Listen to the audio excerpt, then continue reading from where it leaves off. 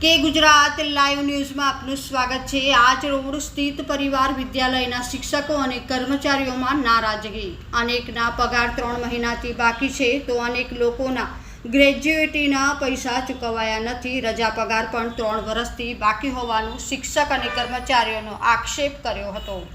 જિલ્લા શિક્ષણ અધિકારીની કચેરી અને ચેરિટી કમિશનરમાં પણ આ બાબતે ફરિયાદ કરી હતી, પણ કોઈ નિરાકરણ નહીં આવતા કર્મચારીઓ આજે મીડિયા સમક્ષ આવ્યા અને આગામી દિવસોમાં પ્રશ્નનું નિરાકરણ નહીં આવે તો આંદોલનના માર્ગે ચીમકી દર્શાવી।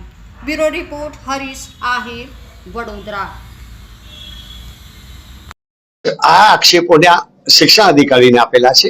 શિક્ષણ અધિકારીએ 26મીએ મંગળવારે અમારું હિયરિંગ કર્યું, ટીચરોનું અને મેનેજમેન્ટનું, અને એની અંદર એમને સાંભળ્યા, એમને પણ અમને બી સાંભળ્યા, અને એક જ પોઈન્ટ અમારો નોટ કર્યો છે કે 15 તારીખ સુધીમાં તમારે પગાર કરી દેવો, અને એનું અમે સિરિયસલી આજે અમારી સંખ્યા 1100 છે।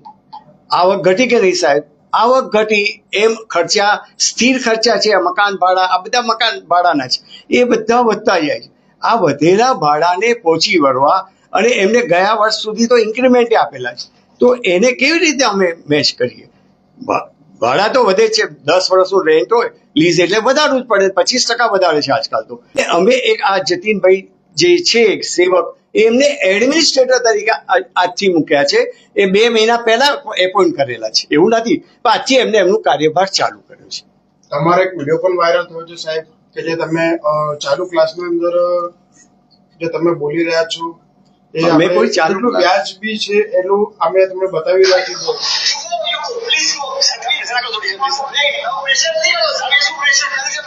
સ્કૂલ ચાલુ હતી, બાળકો ભણતા હતા, તમારા આવ્યો છે, એ ખરેખર કેટલું યોગ્ય છે? તમે ટ્રસ્ટી છો આજે? હા, એગ્રી। હવે આ તો અમે કંઈક આમ જનરલ વાત કરતા અને વિડીયો ઉતારેલો છે। આ વિડીયો તમારી ટીચરોને કોઈ પણ કમ્પ્લેન હોય, ગમે તે હોય, તમે સ્ટાફ રૂમ હોય તો ઓફિસ રૂમમાં અંદર કરી શકો છો। અમે કોઈ બાળકોને કેટલી અસર પડી શકે છે? અમે કોઈ દિવસ સ્કૂલના ક્લાસોમાં જતા નથી, આખો પર ગયા ઇસ્યુ અમે જતા નથી। આમ પ્રિન્સિપાલનું છે, પ્રિન્સિપાલ જ કરે છે, અમે કરતા નથી। હવે આ તો કેવું છે સાહેબ કે આ સ્કૂલને ડેમેજ કરી દેવી, અને આ સ્કૂલને પોતે અમને ટોર્ચર કરવા, અમને એમાંથી બાદકાત કરી નાખવા, અને પોતે સ્કૂલ લઈ લેવી, એવો મારો આક્ષેપ છે। આવું મારી સમજ છે, આક્ષેપ નથી, સમજ છે। એટલે આ કામ નહીં કરવા દેવાય સાહેબ। એના માટે એક શૈક્ષણિક લાયકાત ધરાવતા, અનુભવ ધરાવતા અમે જતીનભાઈ સેવકને એડમિનિસ્ટ્રેટર તરીકે મૂક્યા છે। એ ડીઓની ઓફિસમાં પણ હાજર હતા હિયરિંગ વખતે, ને આજથી એમને એમનો કાર્યભાર ચાલુ કર્યો છે। હું એટલું કહીશ કે આક્ષેપબાજી થતી હોય, પુરાવા સહિતની ના હોય તો એ અમાન્ય છે, અને હોય જ ના એવી વસ્તુઓ રજૂ કરવામાં આવે। બીજી વસ્તુ એ કે જેમ ટ્રસ્ટીશ્રીએ કીધું કે લગભગ પાછલા 10 વર્ષોમાં અડધી સંખ્યા થઈ છે, એટલે ફાઇનાન્શિયલી સ્કૂલ થોડી અનસ્ટેબલ થઈ છે, અને મારી એપોઇન્ટમેન્ટ સંસ્થાની પદ પ્રતિષ્ઠા વધે, એનું શૈક્ષણિક સ્તર વધે, અને આગળ ઉપર આવી પરિસ્થિતિઓ ન સર્જાય, અને આ પરિસ્થિતિઓમાંથી આપણે બહાર આવીએ, અને આ વિસ્તારના બાળકોનું હિત અને શૈક્ષણિક હિત જળવાય, અને શૈક્ષણિક સ્તર સુધરે, આગળ વધે, અત્યારે થાય છે એના કરતાં વધુ સારું થાય, એ મારી ડ્યુટી છે, અને હું એ ફરજ બજાવીશ એવો મને આશાવાદ છે। મને જોકે આમ તો જેમ સાહેબની વાત કરી એવું હું જે દિવસે ઇન્ટ્રોડ્યુસ થયો એ દિવસે મને સાંભળવાનો સ્ટાફે ઇનકાર કર્યો।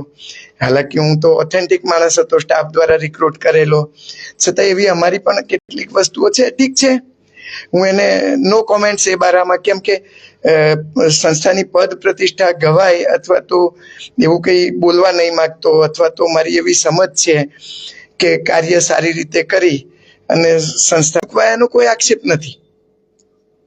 તો સર હવે આગળ શું? મને જે જવાબદારી સોંપવામાં આવેલી છે કે સંસ્થાની પદ પ્રતિષ્ઠા વધે, વિસ્તારના બાળકોનું શૈક્ષણિક હિત જળવાય, અને આફ્ટર ઓલ રાષ્ટ્ર માટે હું મારા અનુભવો મુજબ જે સારું કરી શકું એ કરી શકું। મને સહકાર આપશે તો હું મારું ચોક્કસ 100% મૂકીને કામ કરીશ। આપનો પરિચય? મારું નામ જતીન સેવક છે। મેં વોલેન્ટિયરલી રાજીનામું આપેલું છે. હું હાયર સેકન્ડરીનો ટીચર હતો ગવર્મેન્ટમાં, અનુદાનિત શાળામાં, ગ્રાન્ટેડ સ્કૂલમાં. પરિવાર વિદ્યાલયના શિક્ષકો આજે બધા એકત્રિત થયા છે. ઘણા બધા પડતર પ્રશ્નો અમારા છે, જેમ કે ટાઈમે પગાર ના થવો, છેલ્લા 3 વર્ષથી રજા પગાર ના મળવો, ઘણા શિક્ષક મિત્રો અમારા રિટાયર થયા, એમણે આજ સુધી ગ્રેજ્યુએટ ચૂકવાય નથી, તથા અન્ય ઘણા પ્રશ્નો છે બધા. ટ્રસ્ટીઓ દ્વારા ધમધમકી આપી કે નોકરી પર કાઢી મૂકીશું, અમારા વર્ગ 4ના કર્મચારીઓને ધમધમકી આપી, આ બધા ઘણા પ્રશ્નો છે. એમનું કહેવું એમ છે કે ભાઈ સંસ્થા આર્થિક કટોકટીમાં છે, એના કારણો અમે ઉજાગર કર્યા છે.